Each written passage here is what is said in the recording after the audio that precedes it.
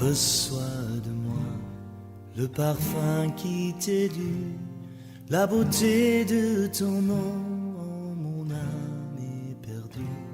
Je veux n'être qu'à toi, Jésus, je t'aime. Reçois du peu que je trouve à donner, tout l'amour que mes yeux n'ont pas su te montrer. Je veux n'être qu'à toi, Jésus, je t'aime. Rien n'est plus beau que ton nom, rien n'est plus saint que le sang du pardon. Je veux n'être qu'à toi. L'émancipation de la femme par-ci, l'émancipation de la femme par-là. Et c'est une notion qui nous revient très souvent ces derniers moments, aussi bien dans le monde en général que dans le monde chrétien. Et nous avons jugé que c'est très important que nous puissions apporter des lumières sur ce sujet.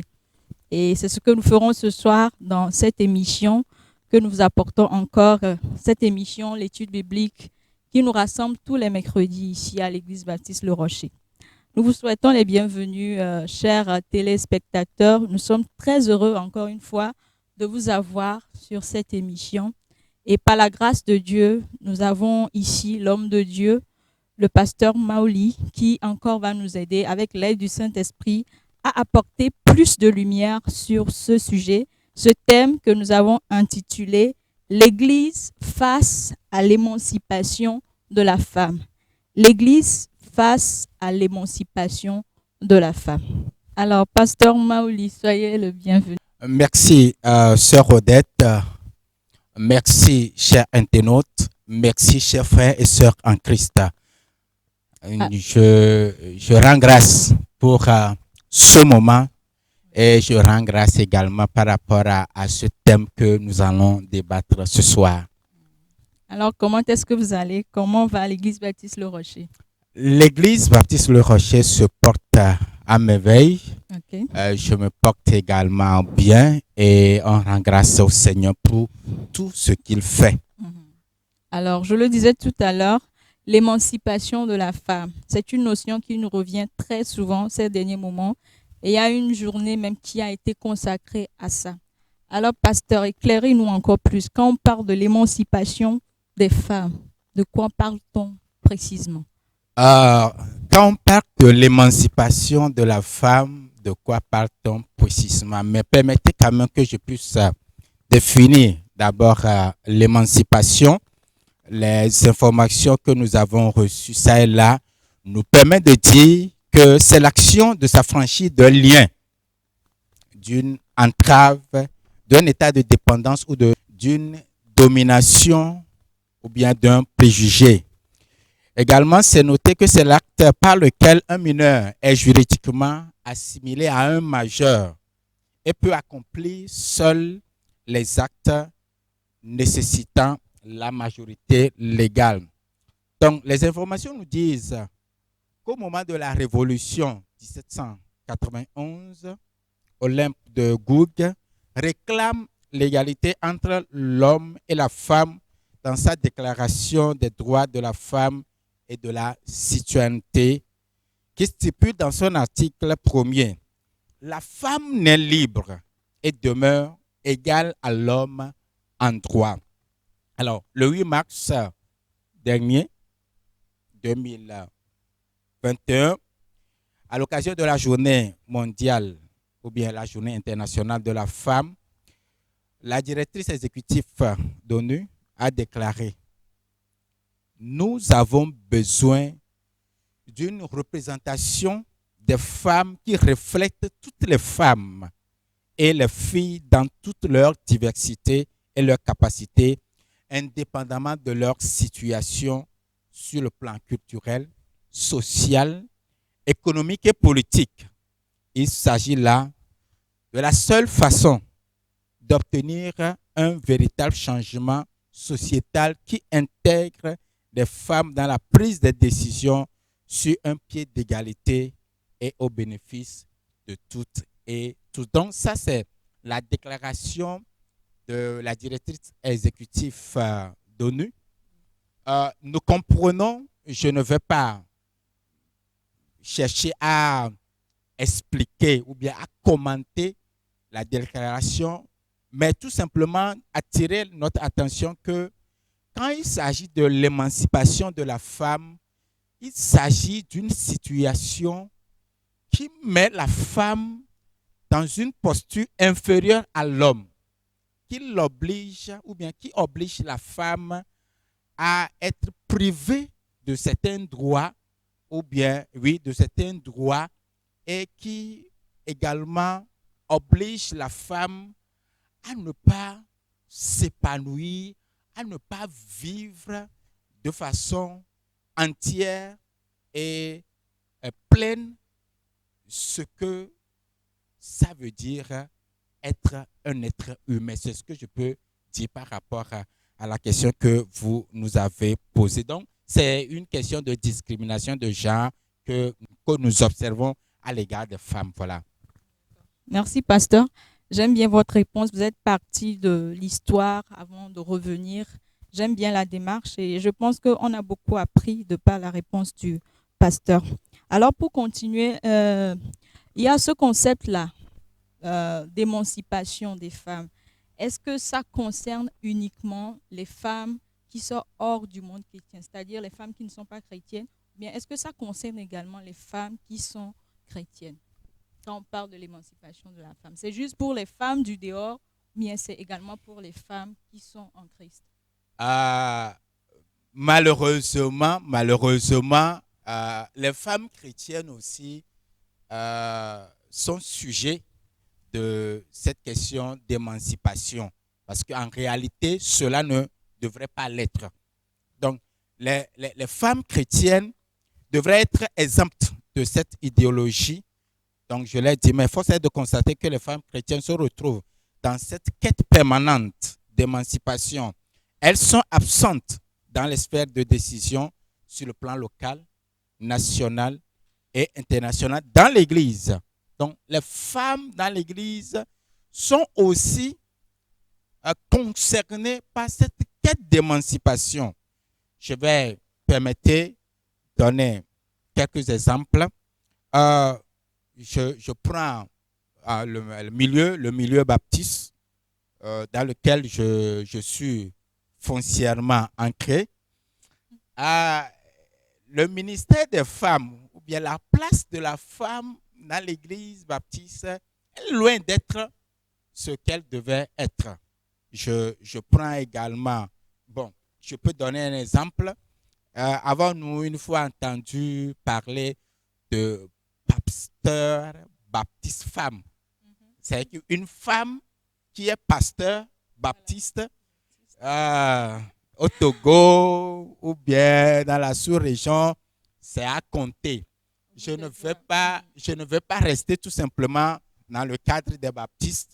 Je vais extrapoler pour aller un peu chez les catholiques. Par exemple, avons-nous une fois entendu parler d'une femme qui est prêtre? Une femme qui est prêtre? Non, on n'en a pas. En tout cas, peut-être je vais essayer d'actualiser mes connaissances pour savoir si cela existe ou pas.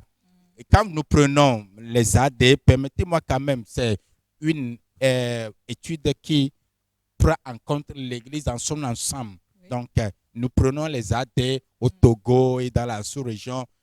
Elles sont à compter si elles existent, ça. Alors, par contre, quand vous allez chez les presbytériennes, elles sont là, mais un peu rares. Voilà. Quand vous allez dans un milieu Pentecôte, que ce soit Pentecôte international ou bien Pentecôte du Togo, vous allez voir que également les femmes sont absentes dans le clergé. Le clergé, quand je parle de clergé, c'est des gens qui ont un ministère distinct, pastoral ou bien enseignement ou bien évangéliste ou bien voilà.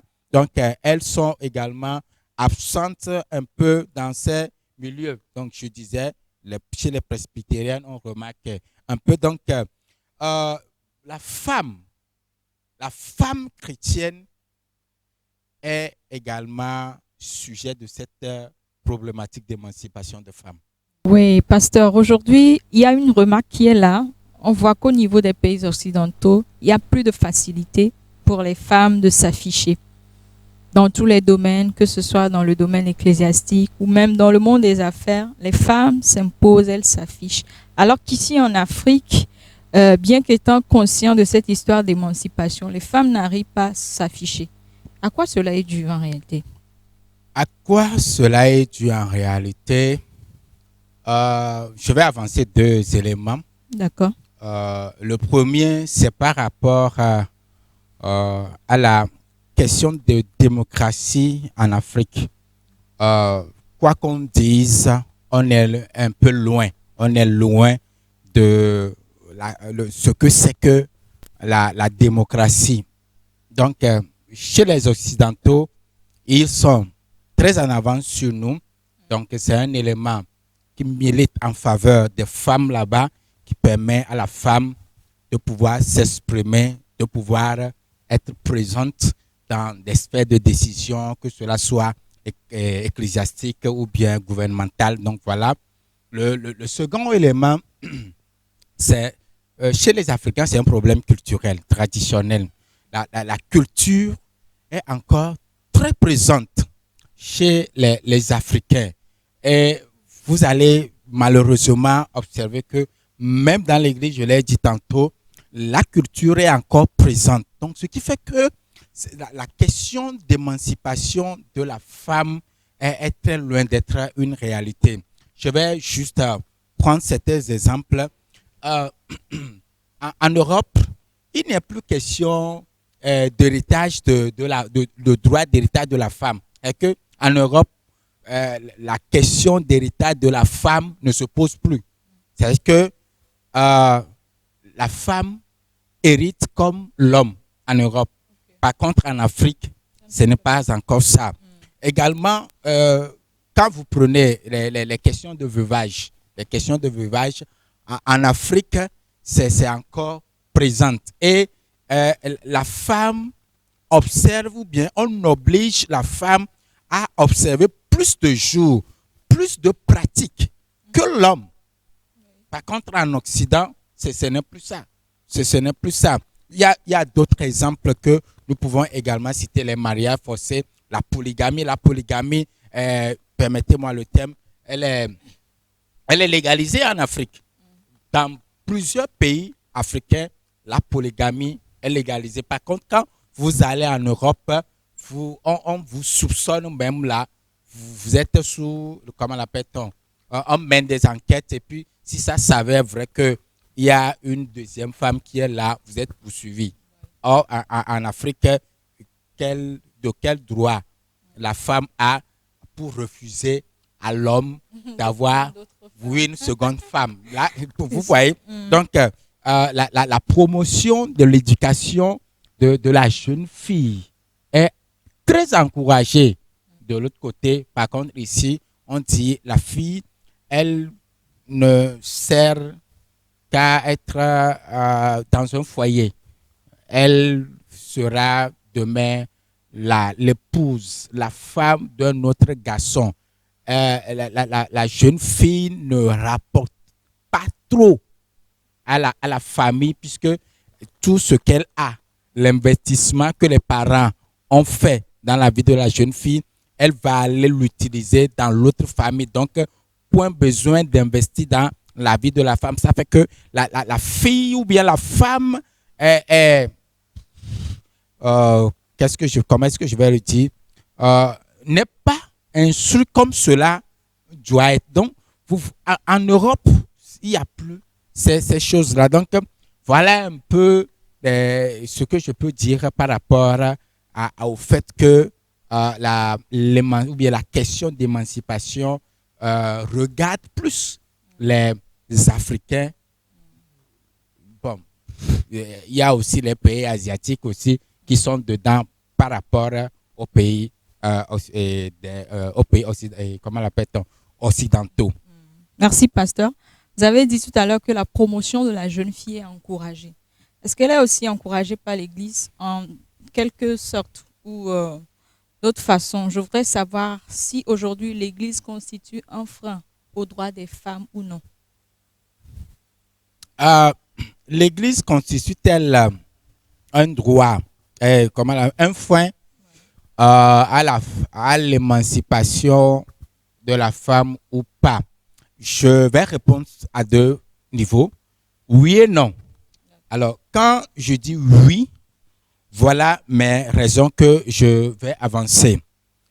Je l'ai dit tantôt, la culture prédomine. Dans les églises, la tradition est encore présente. Donc, ce qui fait que les, les- la femme est toujours reléguée au rang inférieur. Il y a certains qui prennent Jean 3 et comment l'appelle-t-on, Genèse 3, le verset 16, où il était question que l'homme doit dominer la femme. Or, c'était un contexte où il était question de péché. Alors, le péché là a fait que l'image que Dieu a déposée en l'homme et en la femme pour dire que l'homme et la femme ont été créés égaux a été terni. Le péché a terni cette image-là. Et ça fait que depuis là, et la tradition juive a véhiculé que la femme est toujours inférieure à l'homme. Or, l'œuvre rédemptrice que Christ a fait sur la croix a restauré l'image-là. Ce qui fait qu'en réalité, dans l'Église, la femme ne doit plus être inférieure à l'homme. Également, quand vous allez prendre certaines personnes, il y a une mauvaise interprétation de certains textes bibliques. Une mauvaise interprétation de certains textes bibliques. Je m'en vais citer quelques-uns. Vous prenez 1 Corinthiens, chapitre 11, verset 3 à 16, qui laisse entrevoir la suprématie de l'homme sur la femme. L'interprétation finale, c'est que l'homme est supérieur à la femme, la plupart. Et quand vous prenez 1 Corinthiens 14, le verset 26 au verset 40, là, il est question de la femme qui doit garder silence dans l'église. Ils ne savent pas pourquoi l'apôtre Paul a dit cela. Ils n'ont pas la vraie interprétation des choses et ils prennent ce texte-là pour pouvoir dire à la femme que tu n'as pas de place. 1 Timothée, chapitre 2, verset 11 à 15, on dit « Je ne permets pas à la femme d'enseigner ni de dominer ». Alors, de quoi s'agit-il? Quand vous prenez également Ephésiens 5, verset 21, moi j'ai pris la peine d'énumérer ces versets-là pour quand même attirer l'attention de ceux qui nous écoutent, de ceux qui nous suivent, que il y a une mauvaise interprétation de ces textes-là et c'est ça qui fait que les gens disent que la femme doit être inférieure. C'était une mauvaise interprétation. Nous reviendrons pour éclairer un temps soit peu ces versets-là pour éclairer les gens par rapport à ce que l'apôtre Paul est en train de dire à travers ce texte, ou bien le contexte qui permet à l'apôtre Paul de dire cela. On va revenir. Alors, je vais dire également non. Quand je dis oui, c'est par rapport à deux raisons. La première, c'est que la culture domine, la tradition est encore présente dans l'Église ou bien supplante les valeurs bibliques. La deuxième raison, c'est une mauvaise interprétation de certains textes bibliques. Alors, non, les valeurs chrétiennes autonomisent, c'est ça, ou bien encouragent l'émancipation des femmes. En fait, l'Église ne doit pas être frein à l'émancipation de la femme. Je vais l'argumenter en ce sens. Jésus a su démolir toute affirmation en lien avec la subordination de la femme à l'homme dans ses enseignements. Alors, quand je prends la discussion de Jésus avec la femme samaritaine dans Jean chapitre 4, du verset 1, verset suivant. Vous allez voir que quand les disciples étaient venus, les disciples étaient étonnés pour deux raisons. Jésus qui parle avec une femme. La tradition juive ne l'autorise, ne le permet pas. Et plus encore, c'est une femme samaritaine. Donc, les Juifs n'ont pas de lien avec les Samaritaines. Donc, Jésus est venu pour corriger cette mentalité. Ou bien, l'histoire ici, c'est pour corriger cette mentalité.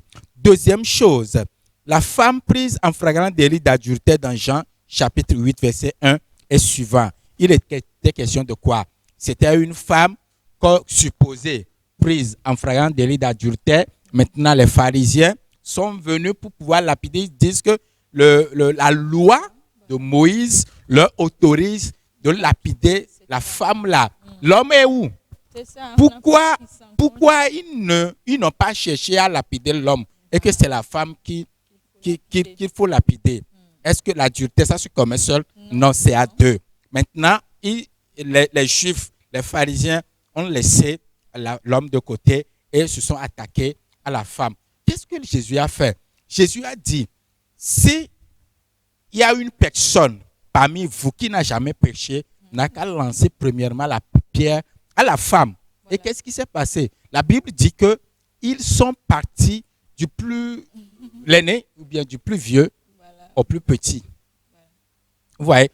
Mais il faut également remarquer, Jésus a dit à la femme, où sont ceux qui te condamnaient?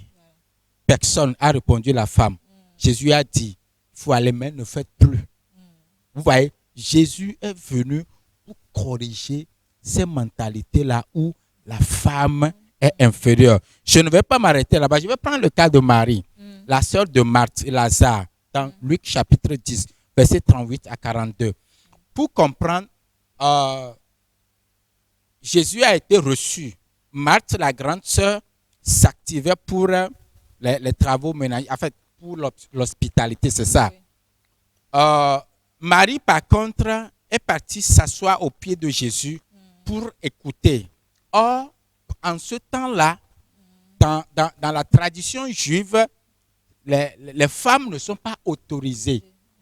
Maintenant, quand l'échange a eu lieu entre Jésus et Marthe, Marthe qui se plaignait, Jésus a répondu que Marie a choisi la bonne part qui ne lui sera jamais ôtée.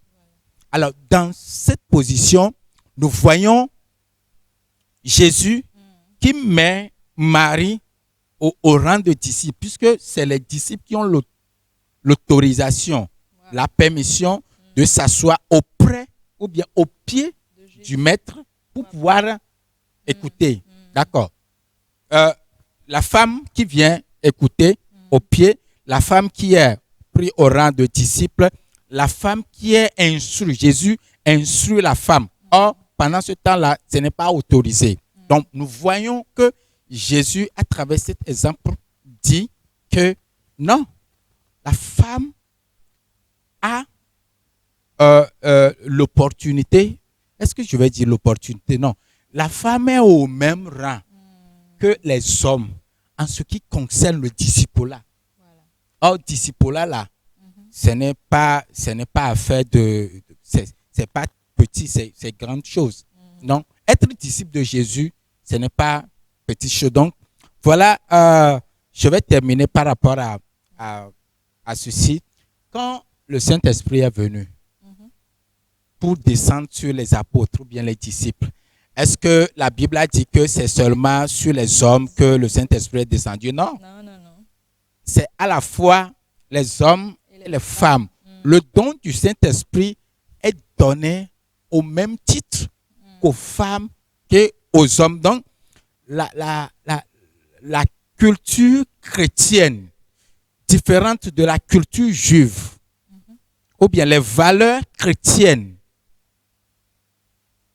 encouragent ou bien autorisent la femme à être au même diapason que l'homme. Donc, quitte à tous ceux qui nous écoutent de faire la part des choses et de ne plus sous-estimer, permettez-moi le terme, les femmes ou bien de ne plus reléguer les femmes au second rang. Merci beaucoup. Merci, pasteur. J'ai été personnellement touchée par ce que Jésus a fait avec les sœurs Marie et Marthe. Comment Jésus a compris qu'en réalité, la femme aussi pouvait être mise au rang de disciple et apprendre Oui. au pied. Le disciple-là, ça engage beaucoup de choses, comme vous l'avez dit tout à l'heure. Oui. Et ça me touche personnellement et ça me donne de comprendre qu'en réalité, la femme au sein de l'Église, pour dire court, est encouragée, est motivée à s'afficher. Oui. Voilà. Alors, avant, un peu plus bas, vous avez cité des versets. Vous m'avez dévancé parce qu'il y a un verset même que je voulais vous faire revenir. Un verset que nous interprétons très souvent de la mauvaise manière.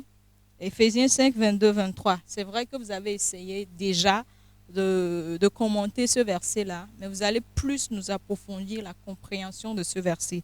Je vais lire rapidement. Éphésiens 5, 22 à 23. Je cite. « Femmes, soyez soumises à vos maris comme au Seigneur. Car le mari est le chef de la femme, comme Christ est le chef de l'Église, qui est son corps et dont il est le sauveur. » Selon vous, est-ce que ces deux versets bibliques ne refutent pas l'égalité de genre? Vous avez déjà expliqué un peu. Est-ce que vous pouvez mieux nous expliquer, pasteur? Ok. Si je comprends bien, la question, c'est plutôt la soumission qui est demandée à la femme Voilà. au regard de l'homme et on met l'homme chef. Mais prenez le texte, lisez tout simplement. Nous allons le lire. D'accord. Nous allons lire le verset qui a précédé ça là. Et puis nous allons voir que là, la Bible dit soumettez-vous les uns aux autres dans la crainte du Seigneur. Okay. En fait, c'est ce que la Bible a dit d'abord. Il dit soumettez-vous les uns aux autres dans la crainte du Christ. C'est ce que Paul a dit. Avant de revenir pour parler de la femme et de l'homme dans le couple, la relation, comment est-ce que la chose doit être dans le couple. Mais il ne s'est pas arrêté là-bas. Il a continué pour parler de la relation qui doit être entre les enfants et les parents. Et il finit par la relation qui doit être entre le maître et l'esclave. Okay. Alors, si vous voulez bien parler de façon générale de la soumission, c'est une question plutôt d'humilité. Si nous allons comprendre ce que l'apôtre Paul va dire, c'est plus une question d'humilité, de respect réciproque entre la femme et l'homme. Alors, quand vous prenez ce texte-là, je vais rapidement parler du contexte. En fait, ce texte doit prendre en compte l'aristocratie romaine en ce temps-là. Je dis l'aristocratie romaine en ce temps-là. Paul voulait prêcher l'évangile à cette classe. Pour trouver place, Paul a tenu compte de la culture romaine. Donc, il y avait la culture romaine. Donc, Paul ne voulait pas frustrer les Romains, le clergé romain, puisque vous allez voir que pendant ce temps-là, la famille est composée de papa et de maman, les enfants et les esclaves. Les esclaves aussi qui sont mariés et avec leurs enfants. Donc, c'est un hacienda. Et il y a un peu de tout. Alors, il faut que l'apôtre Paul sache comment introduire l'évangile à ces gens-là pour ne pas fragiliser la culture, pour ne pas fragiliser comment est-ce que ces clergés-là ont l'habitude de vivre.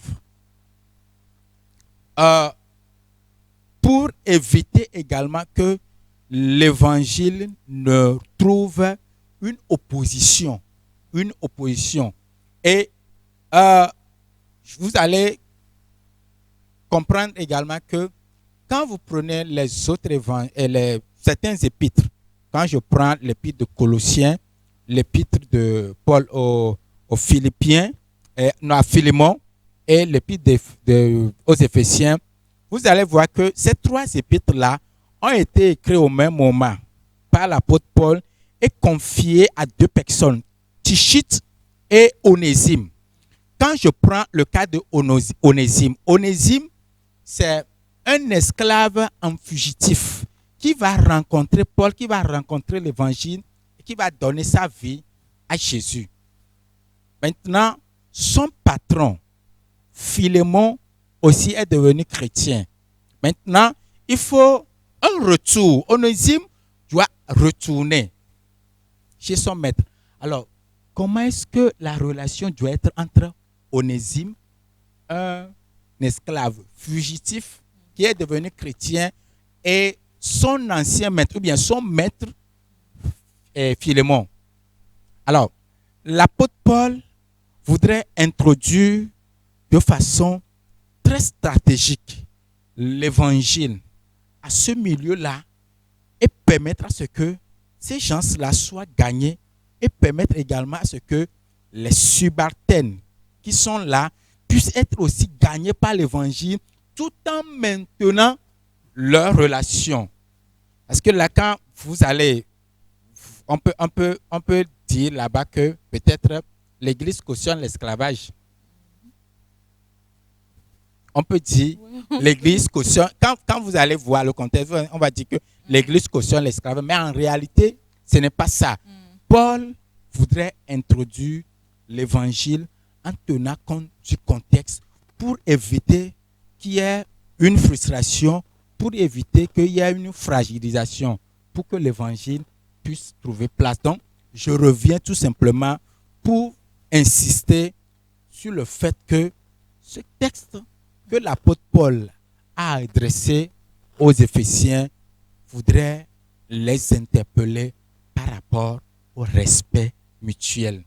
Alors, s'il y a soumission, qu'est-ce qu'on met dans soumission? Ce n'est pas être inférieur. Ce n'est pas là la pensée de Paul. Puisque vous allez voir par la suite, on va revenir là-dessus, il y a des textes que l'apôtre Paul va avancer qui met la femme au même droit. Quand je prends Corinthiens 7, où il est question de sexualité, l'apôtre Paul dit qu'il y ait consensus pour le rapport sexuel. L'apôtre Paul dit qu'il y ait consensus. Quel homme qui est chef va avoir le consentement de sa femme avant d'avoir de rapport sexuel avec lui? Et quand la femme va dire non, qu'est-ce que le monsieur va dire? Donc l'apôtre Paul, dans sa mentalité, veut amener les chrétiens à comprendre dans ce contexte-là qu'il est question tout simplement de respect mutuel. Il est question de respect mutuel. Donc, c'est ce que je peux avancer par rapport à ce texte de Éphésiens, chapitre 5, versets 22 et 23. Il est question de respect mutuel. Et quand on dit soumission, on ne dit pas infériorité. On ne dit pas du tout infériorité. C'est important que nous puissions comprendre ces choses-là pour pouvoir cerner ce que Dieu nous dit au travers de ces versets et de pouvoir les appliquer dans nos relations avec les proches, dans nos relations avec nos maris, nos femmes. Alors, c'est sur ces mots que nous vous laissons pour l'étude d'aujourd'hui. Nous allons clôturer ainsi, mais le thème n'est pas encore fini. Nous allons vous revenir la semaine prochaine avec des questions encore très intéressantes. Et avec l'aide du pasteur et du Saint-Esprit, nous allons encore pouvoir explorer d'autres choses qui vont nous enseigner beaucoup sur la marche, beaucoup sur l'émancipation de la femme au sein de l'Église. Alors, chers internautes, que le Seigneur vous bénisse, que le Seigneur vous garde. Pasteur, que le Seigneur vous bénisse. Merci beaucoup. Merci d'avoir été avec nous. Voilà. On espère vous voir aussi la prochaine fois. Effectivement, Dieu nous fera grâce. Et je Amen. profite Oui. du moment pour dire que l'évangile doit atteindre tous les quins et requins du monde entier. Donc, Très important. n'hésitez pas à saturer votre atmosphère de l'évangile. Les âmes en ont besoin, les vies en ont besoin pour être sauvées ou bien pour rencontrer leur Seigneur. Merci beaucoup. Amen, amen. Amen. Que le Seigneur vous garde. Jésus vous aime. Bye, bye, bye. Bye.